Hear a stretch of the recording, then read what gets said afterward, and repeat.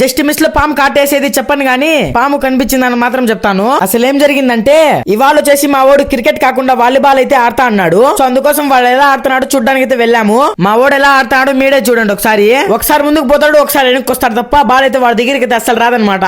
So అలా అయితే ఆడతాడు మనోడు. ఇంకా వాలీబాల్ పక్కనే ఎవరో క్రికెట్ ఆడుతా ఉంటే అంకుల్స్ వాళ్ళ దగ్గరికి అయితే వచ్చాను. సో వాళ్ళతో పాటు ఆడతా అంటే మామూలుగా అయితే లేదు, చాలా బాగుందనమాట. సో ఇంకా మా వాడైతే వాలీబాల్ ఆడతా నాకైతే ఇచ్చిపోయాడు వాచ్.